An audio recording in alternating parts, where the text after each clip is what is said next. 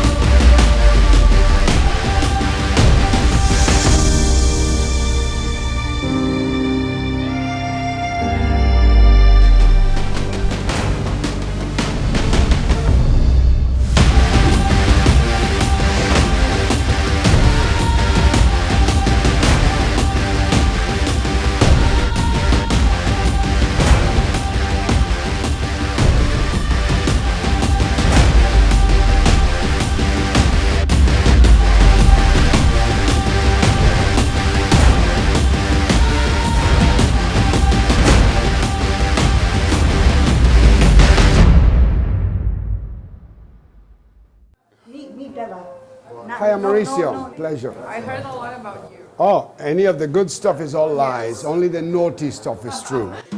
NYC is a magnet attracting inspired people with particular dreams.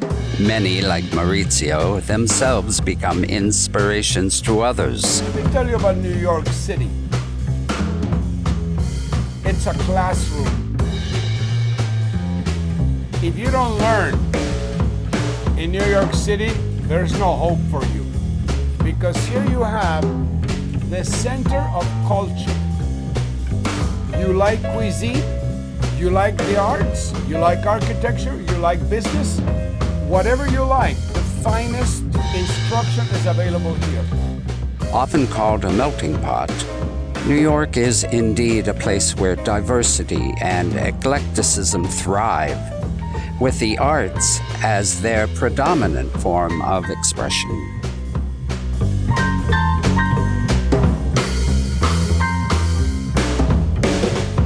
Every corner of the world is represented in the student body at Strasberg.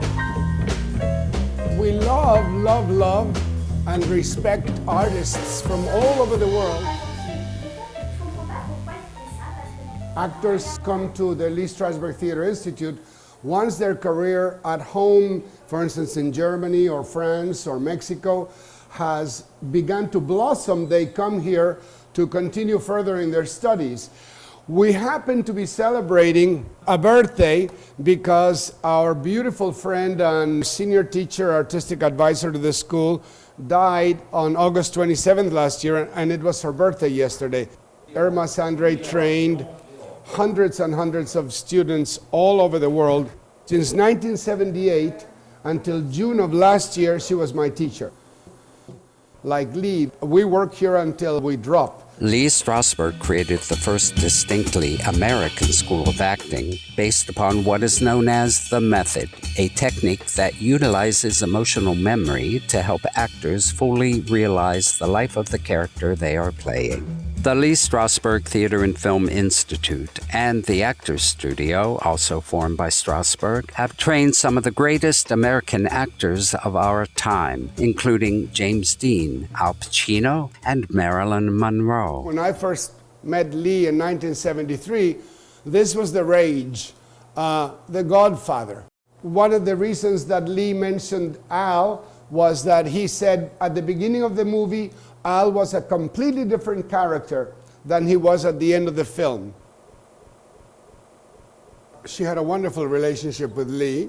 He was very convinced that she was becoming what he really understood was a good actor, a terrific actor.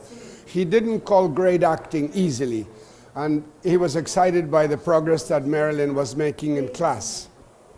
We are the grandchildren of beautiful talents who revolutionized acting. These are the reasons why we have focused so meticulously on our internal work. What we do is we often use experience from our own life, which Stanislavski originally suggested, that the best way for me to understand what my character goes through is through what my personal experience has been, to fuse the life of the actor with the life of the character. There is Sophia Loren, and of course they met because they made a movie with Lee. This director, Tay Garnett, he directed me in a film in 1969 called The Delta Factor.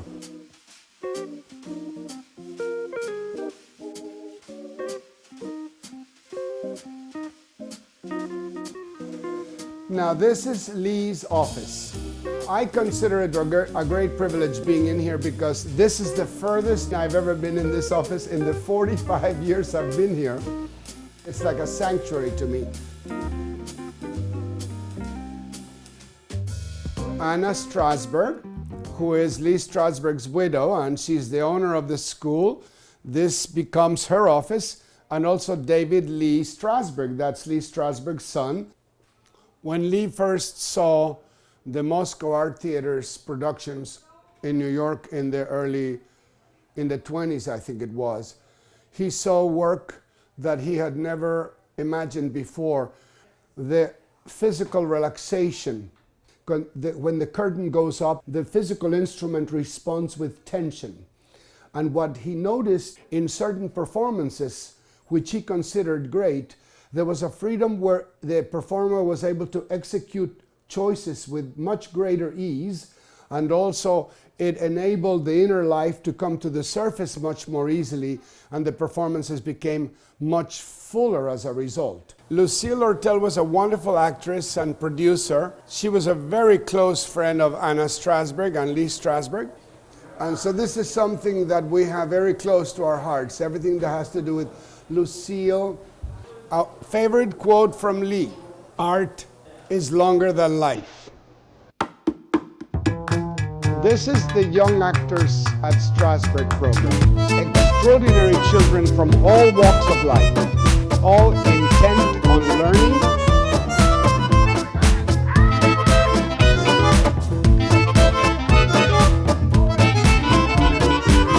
They play hard, the children, when they come.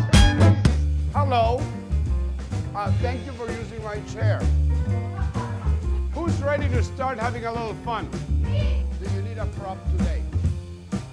All right. As you can see, I've made my way from on the street selling butt cheers to having my own show, as you can see. Now, welcome back to Stupid Stuff with a Audrey Beverly. Today, we're doing stupid stuff. You're discovering something very valuable. This kind of comedic work may be something that you will continue to develop. You're having fun, and it's fun for us to watch. Who's next? According to Maurizio's vision, the foundation of the dramatic arts is knowing that everything is possible and real if you just decide to believe it. The process is meant to be fun, enjoyable, and full of discovery. All that's required is the unbridled imagination of a child, which unleashes creativity to the utmost level. The only challenge? Determining who enjoys the process more, the new generation of actors or their teacher Mauricio.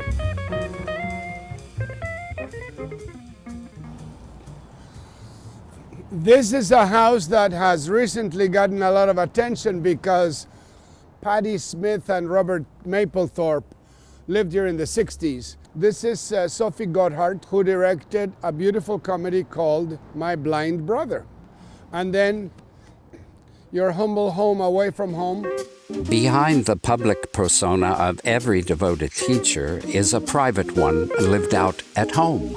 To visit Mauricio's home is to become aware that the ordinary routines of his daily life unfold surrounded by evidence of the extraordinary life he is living. The space is filled with memories, emotions, and dreams of a remarkable person who moved to New York from abroad and found company and purpose in sharing his wisdom and knowledge with others. Yeah, Birdie Bird, you know what's going on. You come from a movie family. Now you're back in the movies. You see, this is the wife of my co-star. Brought him home because he didn't have a home in Denmark. And I got him this beautiful, beautiful wife. She is everything a movie star would want. And then he died. So instead of, I got her a new husband. The doctor and I are on the warpath because he wants me to take asthma medication. 70% cocoa or more helps the asthma. No more asthma. A morning concoction, you have to have fruit, nuts, and then you have to have all your superfoods. Maca powder, spirulina, noni. I think maca is responsible for one remaining quite alert sexually at this age. And you must also drink fresh juices. Eat raw, live long. Oh, for a muse of fire that would ascend to the brightest heaven of invention. A kingdom for a stage, princes to act, and monarchs to behold the swelling scene. But pardon, gentles all, the flat and raised spirits that have dared on this unworthy scaffold. Can this cockpit hold the vasty fields of France? Oh, pardon, since a crooked figure may attest in little place a million, and let us ciphers to this great accompt on your imaginary forces work. Piece out our imperfections with your thoughts. Into 1,000 parts divide one man, and make imaginary puissance. Think when we talk of horses that you see them printing their proud hoofs in the receiving earth. For 'tis your thoughts that now must deck our kings. This is now the Irma Sandre room. And in this room is where I've spent the most beautiful moments of my artistic life. And Lee helped me to understand that I needed to learn to do the work for me, not for the audience or for the camera. And there started a whole wonderful lifetime of work. Both Anna Strasberg and Irma insisted that I should begin teaching in 1994, and to this day, I love it as much as I love acting. Next door is a tiny room that we call 3 Front.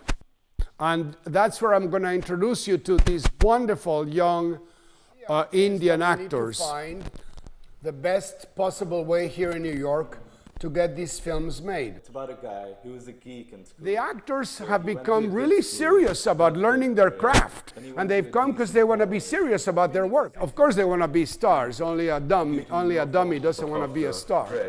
She's here. Anyway, they start to talk to each other, and there we can show their worlds collide. Don't just want to be an entertainer. They really want to be good. They're from two extreme worlds. You know? The method's about then- sensory, where you just have to be crazy. You just have to show parts of yourself you wouldn't show to anyone in public. It was my second week in class, and I was sitting there, and he said, "That's you, right?" And I said, "Yeah." And I'm like, I was very honored. I'm like, "Oh, maybe I did something in class last week," and he recognized me. So I was like, "Oh my God, how do you know my name?" And he was like, "You're the only Indian motherfucker in the class." I may have said those words too. There's a cable. He's just so odd in a good way, weirdly good. Like, he'll make you laugh all the time, and he has this energy. As soon as he's in a room, it's like lively. Yeah, even the way he teaches us in class, it's like he's full of passion and energy. He's shouting all the time. It's an awesome. agreement to go to the room and have sex. And they do, which is where she opens up to him about her past with her pimp. Okay, which is the character I have for you in my head. I would be a very good pimp. You would be the I'm not perfect nice like this every day. His class is what gave me confidence. It's a major reason to why I want to work at acting and move forward in it. That's where it all started to some extent. Feel free to explore yourself. Feel free to express yourself. Don't ever feel like you're confined to do certain things. He taught me you don't have to give a shit about anything but your passion, and it's your obligation as a person to be reduced to ashes by it. Okay, maestro, what are we doing sensorially? place, object, weather, and monologue. Okay, place, weather, object, monologue. That's the sequence. These overall sensations, Lee sometimes refer to them as general exercises because the entire body is going to explore at one time or another that exercise. The place, if there is place, always comes first. Then the general exercises, weather conditions, clothing, personal overalls, then the personal objects, then the daily activity. It'll be important to begin to find what we call an exercise monologue from something that you have never worked on before and you never will work. Anything from any book, any play, any film, it doesn't matter, and create a page with which to express everything that you're dealing with during the exercise. I realize that in film we do not need to project. What we're doing with the vocal instrument is allowing it to come to life. That way, even when there is no concern of projection, the instrument also remains much more expressive. Naturally, for those of us who are very, very smart, we sing every day. That means the voice continues to become more and more musical. The reason is we are in competition with people who do that. The sophisticated audience with whom we want to work, they know the difference. We deserve everyday work on the vocal instrument. Singing every day is not maybe if I like to. If you're not singing every day, you're cheating yourself. Lee Strasberg once said, quote, "The human being who acts is the human being who lives," end quote. That can be a terrifying circumstance for an actor. In life, the stimuli to which we respond are always real. The actor, however, acts a fiction, a dream, and must constantly respond to stimuli that are imaginary. This must happen not just as it might in real life, but actually more fully and expressively. A human being may do things in life quite easily. However, an actor doing the same thing on stage under fictitious conditions may find that they are ill-equipped to merely play act at imitating life. They must somehow come to believe in the rightness of what they are doing in order to do things fully and believably on stage. So this place, Castro is the name of this restaurant, Castro on Myrtle Avenue in Brooklyn. This has for the past 21 years or so been my social club. I've lived here in this neighborhood for 45 years. This has been a very family-oriented group of people for me because they've been inviting me to weddings, quinceañeras, birthdays, Thanksgiving, all kinds of holidays I've spent with this family.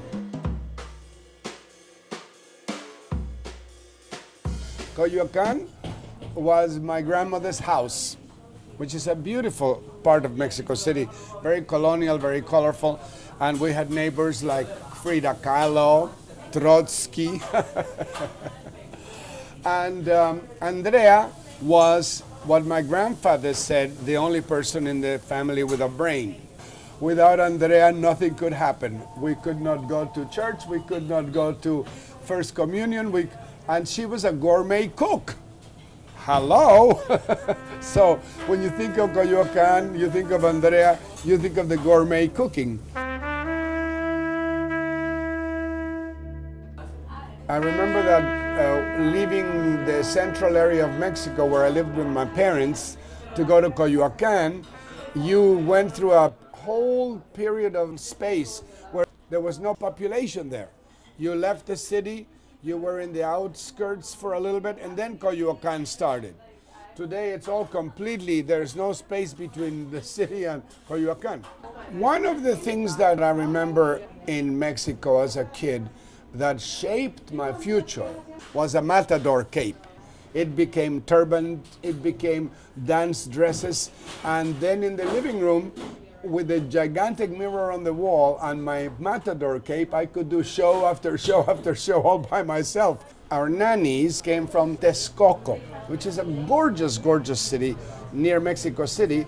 We could go, my younger brother Jose and I, could spend a weekend with our nannies, and they didn't have to worry about us for 2 days. We thought it was really, really, really naughty to go and steal corn from the cornfields. The most adventurous thing you ever saw. Jumping onto people's donkeys and getting thrown off. But it was a freedom in the outdoors where we could play with animals and with the vegetation. And also, we would be taken to the pyramids of Teotihuacan, and so you could be climbing the pyramids at any given time, and that was, of course, just heaven.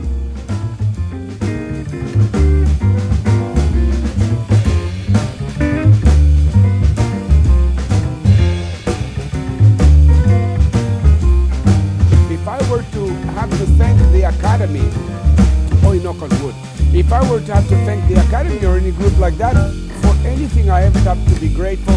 The teachers, the teachers, the teachers. And now to be honored to be a teacher and to work with children whose whole life can be shaped by the experience of learning in the theater. One time somebody said, "Thank you for your service," because they know that I'm a veteran of the United States Army. And I said, "I don't consider that service. Learning how to kill other people's children is not my idea of service.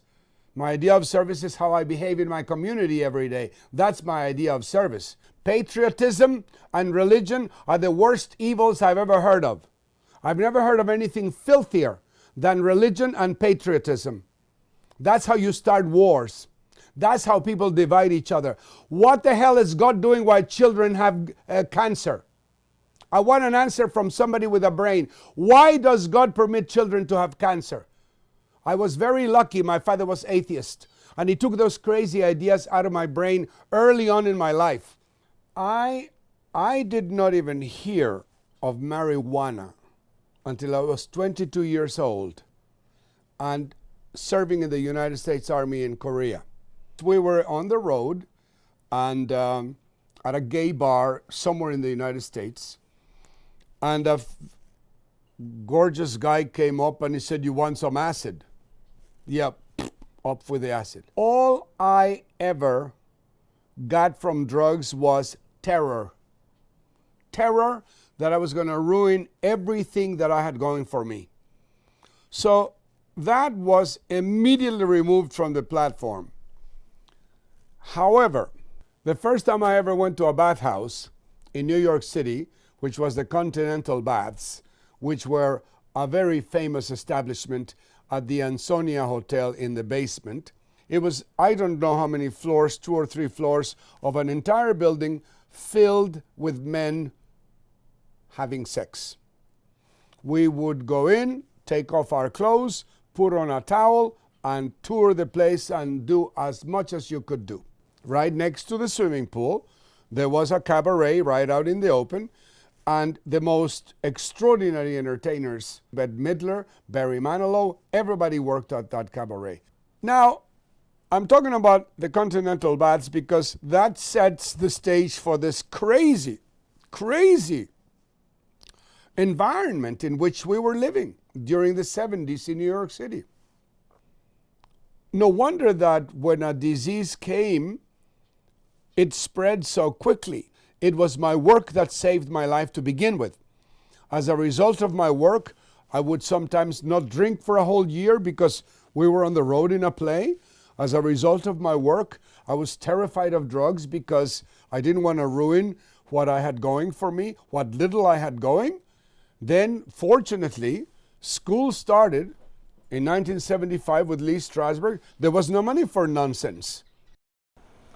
That came from a magnificent friend, Beverly Giacomini, lifelong friend. This is one of those incredibly beautiful people. And the Texas boot, which is from 1976, and it's also the year that I became a citizen of the United States, which was a wonderful story. I lost my green card, which I would do routinely. So I go into the judge's office. Mr. Bustamante, how's the play coming along? Because, you know, we're on TV every day, we're on the newspaper, so they know your name. Plus, in Denver, everybody knew my name. I've been working in the theater in Denver my whole life. I said, Your Honor, how sweet of you. It's very, very good, the play. We've got such a gorgeous cast. It said, oh, Mr. McHale always does a great job. Why aren't you a citizen of the United States? And I said, well, Your Honor, I'm never any place for 6 months at a time. Oh, I've never heard of such nonsense. He said, on Friday morning, I have to turn a young Mexican soldier, it's a U.S. Army soldier, a young Mexican fella, into a citizen before he goes to Rome. I'll expect you on Friday at such and such a time. Here we go Friday, and we're in the courtroom, and the most beautiful ceremony was happening for the young man in the front, in his uniform, very solemn, with a very beautiful family, and boom, you're a citizen of the United States of America. Oh, the family was so happy. Then the judge turned to me and he said, Mr. Bustamante, boom, you're a citizen already. So the whole party started. We went running down the street, you know, like traipsing to the tulips. Now I was a citizen of the United States. This is, you could see the World Trade Center from here. On that horrible day, September 11th, I was working at Sesame Workshop. And I left here, and within about 5 minutes before I jumped on the train downtown Brooklyn, the first attack happened. So we really were probably one of the last trains to go through. I was meant to be at Lincoln Center on time, and but the people at the coffee shop were babbling about World Trade Center. I remember how angry I was that I couldn't get my coffee quickly because they were talking, I don't know what they were saying about World Trade Center. And then I remember looking outside the window and seeing the people walking, some dirty with what they had suffered downtown. They had walked all the way from Wall Street area, from the World Trade Center. They had walked all the way up. They were already at Lincoln Center. And then, of course, for weeks, we would be in the train coming home, and you could smell all of that horror that everybody remembers. You remember the smell of, I don't know if it was the smell of just the building and those things burning, or were we really smelling the burned smell of flesh? It was a horrible thing to have to go through on a day-to-day basis. But and then now you never look out the window without remembering. Experiences, memories, emotions, sensations, dreams. These are what make us who we are, whether in real life or on stage. Without a doubt, everything Mauricio has experienced up to this point in his life has helped make him the extraordinary human being that he is. His life is a love story told not only through his commitment and dedication to his community of actors, but also through the love and respect he has for the place that inspires him and which nurtures his art and teaching every day. That place that Mauricio proudly calls home, New York City. This is where I began my serious focus on my work as an actor. It is, of course, filled with gorgeous artists all over the park. We get the farmers market a couple of days a week. It's a beautiful visitor center. Everybody comes to Union Square. I've had some sad moments around here. There were times when it was a tough struggle. And of course, so much of my life has happened in this area that you see the area transforming as your life continues to transform also. It's good that we seem to both be transforming for the better, the area as well as, one's own life. For me, being an immigrant didn't have apparently the kind of nightmare kind of situation that it can be for so many people. From the very moment I came to the United States and started junior high school and high school, American people always seemed to welcome me. Neither my sexuality, because I was always very openly gay. I never needed to hide my sexuality from anyone. My parents knew, my parents were very understanding. They didn't think it was anything horrible. They used to get a kick out of the guys I liked. And so neither that nor my immigrant status ever seemed to cause me any kind of problem. My greatest concern as an immigrant was the roles I was going to be able to play. I've been very fortunate. New York City is a home like I never imagined I would have. I hate when I leave the city and I'm involved in a society that is, everybody looks the same. I go, wait, I can't take that everybody looks the same. So I come home to Brooklyn, I come home to the city, and I hear all the different languages, I see the different religions, and I'm just in heaven that nobody here cares who you are or how you talk or who you love, and that makes a beautiful difference to somebody like me. I remember the loneliness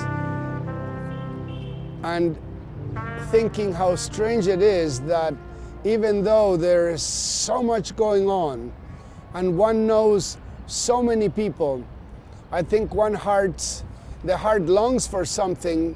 I think that my heart has found what it was searching for, those times when it felt loneliness, because within my work, within the people that I love, even though there isn't someone significant in my life, the shrink told me, people who want relationships have them.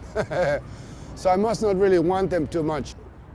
It was as though there was something guiding me that helped me at every step of the way, mostly at every step of the way.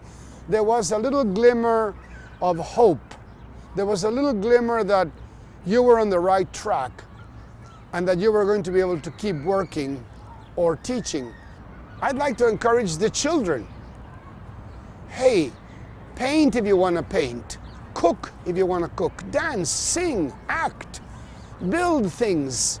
But start and don't let anything get in your way, because you're going to continue to get better and better and better at this, and then they won't be able to do without your work.